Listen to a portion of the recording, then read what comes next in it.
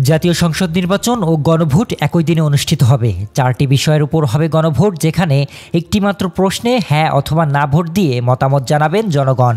বৃহস্পতিবার বেলা 2:30টায় জাতির উদ্দেশ্যে দেয়া ভাষণে এসব সিদ্ধান্ত জানান প্রধান উপদেষ্টা অধ্যাপক মোহাম্মদ ইউনূস। আগামী জাতীয় সংসদ নির্বাচনের দিনেই গণভোটের আয়োজন করা হবে, অর্থাৎ জাতীয় নির্বাচনের মতো গণভোটও ফেব্রুয়ারির প্রথমার্ধে একই দিনে অনুষ্ঠিত হবে। গণভোটে প্রশ্নের ধরন হবে, আপনি কি জুলাই জাতীয় সনদ বাস্তবায়ন আদেশ 2025 এবং জুলাই জাতীয় সনদে লিপিবদ্ধ সংবিধান সংস্কার সম্পর্কিত নিম্নলিখিত প্রস্তাবগুলোর প্রতি আপনার সম্মতি জ্ঞাপন করছেন? যে বিষয়গুলোর উপর হবে গণভোট। নির্বাচনকালীন সময়ে তত্ত্বাবধায়ক সরকার, নির্বাচন কমিশন এবং অন্যান্য সাংবিধানিক প্রতিষ্ঠান জুলাই সনদে বর্ণিত প্রক্রিয়ার আলোকে গঠন করা হবে। আগামী সংসদ হবে দ্বিকক্ষ বিশিষ্ট।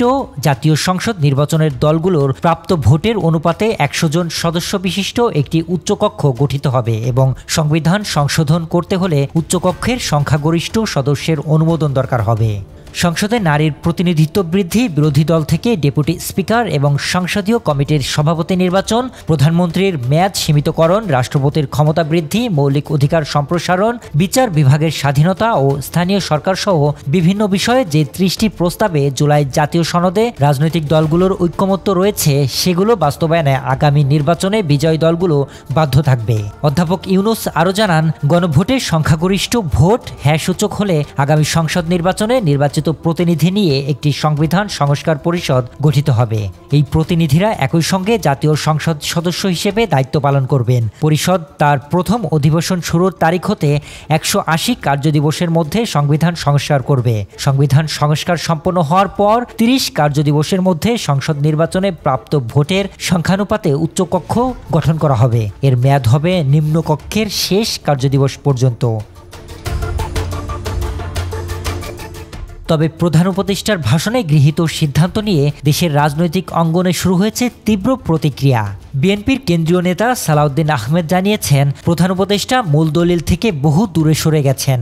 এছাড়া সংবিধান সংস্কার পরিষদ গঠনের কোনো এজেন্ডা ঐক্যমত্য কমিশনের ছিল না বলেও দাবি করেন। একই দিনে জাতীয় নির্বাচন ও গণভোটের বিষয়টি ইতিবাচক হলেও নোট অব ডিসেন্ট এর বিষয়গুলো কি হবে সে বিষয়ে স্পষ্ট কিছু বলা হয়নি বলে দাবি করে দলটি।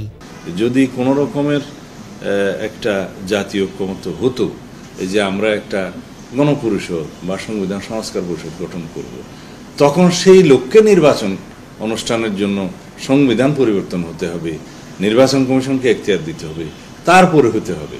এখন কি আমরা স্বাধীনতার পূর্ব অবস্থায় আছি যে একটা গণপরিষদ করতে হবে?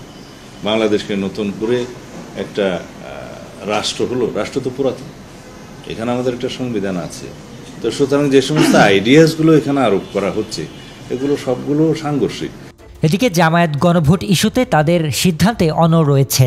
দলটির নায়েবে আমির সৈয়দ আবদুল্লাহ মোহাম্মদ তাহের জানিয়েছেন, প্রধান উপদেষ্টার ভাষণের কিছু কিছু বিষয়ে আরও ক্লারিফিকেশন দরকার। আমরা নিজেরা বসে পর্যালোচনা করে পরবর্তী সিদ্ধান্ত নেব। এছাড়া জানান, জাতীয় নির্বাচনের দিনে গণভোট অনুষ্ঠিত হলে এর গুরুত্ব অনেকটা চাপা পড়ে যাবে। অথচ একই দিনেই তাকে ওই সিদ্ধান্ত নিতে হবে, আবার একটা প্রতীকে তার জাতীয় নির্বাচনের ভোটও দিতে হবে। এটা একটা সংকট তৈরি করবে। শরীফ রাহাত, নিউজ ডেস্ক, বাংলাদেশের খবর। এই যে 12.5 কোটি প্রায় ভোটার কি কি বিষয় হা বলবে না বলবে, বিফোর ন্যাশনাল ইলেকশন জাতিকে সেটা জানতে হবে, স্টাডি করতে হবে। ইলেকশন কমিশন সেটা পাবলিক করবেন, ওয়েবসাইটে দেবেন, তারপর না এত ক্রিটিক্যাল বিষয়ে তিনি সিদ্ধান্ত নেবেন।